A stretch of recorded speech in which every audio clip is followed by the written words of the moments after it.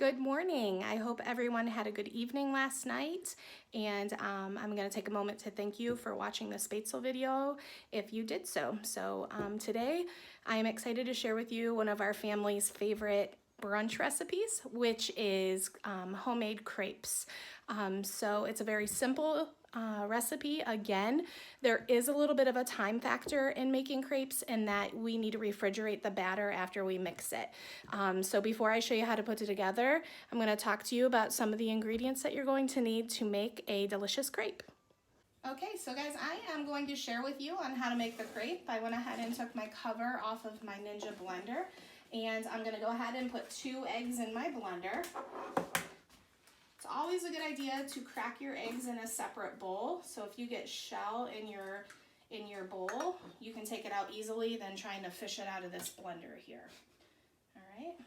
So then I'm going to go ahead and crack my second egg. I have a little garbage bowl here too. It always helps with steps back and forth from the garbage can to have a garbage bowl. Okay, so I'm going to stick that down here. I have my soapy water and sink cleaned out and ready to go.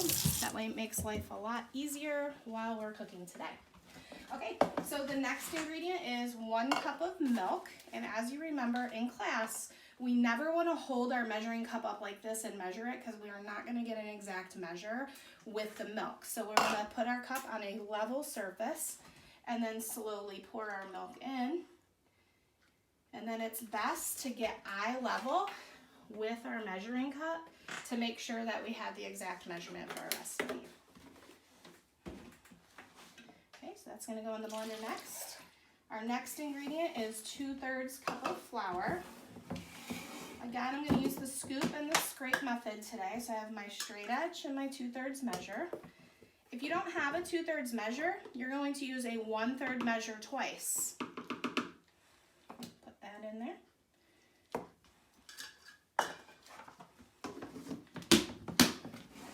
Okay, we need a pinch of salt.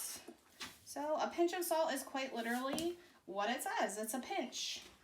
Let me give a shout out to Morton Salt in Rittman, Ohio. My brother-in-law works there. Support our local businesses. Okay, and then last but not least is 1½ teaspoons of vegetable oil. So I'm going to go ahead. I'm going to measure over my dirty measuring cup because I don't want more vegetable oil to get into my crepes. I want it just what the recipe tells me to here. Okay, so there's 1. And again, I love these measuring spoons. You just click it twice and then it goes to 1/2. And there is my 1/2 measurement. And then it says to blend it until smooth and then refrigerate it for an hour. So those of you that haven't used a Ninja blender, they're awesome. These are what we have in our classroom. Again, you can use a mixer, a hand mixer, or mix it by hand. Just make sure you mix it for 2 minutes. It is going to get a little loud here. So I'm going to pulse it until it is smooth.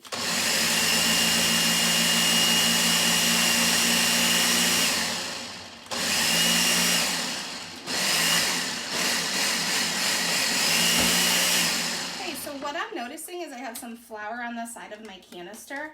So I'm going to very carefully take my rubber scraper. I don't want to touch those blades. Those blades are super sharp and then can destroy my little rubber scraper here. I'm going to go ahead and push that flour down in to get it as smooth and creamy as I can.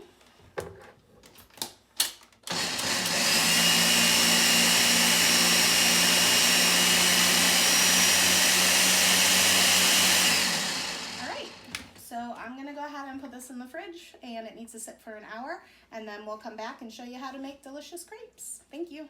Our crepe batter has been chilling in the refrigerator for an hour, and now I am getting ready over here with the items I'm going to need to show you how to make the crepes. So you're going to need a pancake turner to flip them. I have a crepe pan here, but if you don't have a crepe pan, you can go ahead and use a fry pan of your choice. But you do want to go ahead and spray it a little bit, lightly. I have my burner on medium-high. So my burner's on medium-high right now, and I have a plate, and so when the crepe is ready to go, I can put it on here and show you how it looks when it finishes. So what I love about my Ninja is it has this pour spout on it. So I'm gonna go ahead and wait for my pan to be hot. The best way, and my chef students know this, the best way to know when my pan is ready to go is I'm gonna put a little bit of cold water on there, and if it sizzles, it's ready to go. So I'm gonna go ahead, so just keep the camera right over here. I'm just gonna put a little bit of cold water in a cup. All right. And go ahead and put the camera a little closer so you can see this and hear it. Did you hear the sizzle? That is sizzling. You'll see bubbles on there. Now I know my pan is ready to go. And I also have a glass of water to drink when I'm done here. So this is the same with pancakes. You want to have it sizzle before you add your batter. Okay, so I'm going to just give it a little mix around. I'm going to drop it right into the middle of my pan. Okay, so crepes are also it's a French recipe, and they're just thin pancakes that you can fill with things like cream cheese and fruit. You can go ahead and put peanut butter and jelly in them. These are just things that's really a base for either desserts, or you could do savory crepes. I've seen people put eggs and cheese and sausage in the side of crepes. It's just one of those foods that is a versatile food. So I'm just going to move it so the batter, and you'll see crepes are going to cook really quickly because the batter is thin. So you just wait until you see some bubbles. I'm going to wait for that to turn the same color as the rest of the crepe, and it's going to do that fast. So I'm just going to go ahead and lift up the sides of my crepe with my pancake turner. Also, crepes can smell fear, so you do not want to be fearful in this step. If you are fearful, you won't be able to turn your crepe. So crepes are a little bit like dogs. They can sense fear. So if I'm right-handed, I'm going to go ahead and hold the pan with my left hand and get my pancake turner ready with my right. I'm going to shimmy, shimmy, shimmy, and flip. Okay? I am not fearful. This crepe noticed I wasn't fearful, and I was able to flip it like it wasn't afraid of me. Okay? So we're just going to cook it a few times. You'll notice that it'll start to bubble up. It's not going to take very long for the other side of this crepe to finish, okay?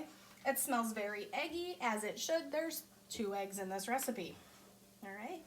All right, so we know our crepe is done when it takes a light brown appearance on. So I'm going to turn my burner off, and I'm going to lay it out on my plate. Then we're going to take it over here to the filling station.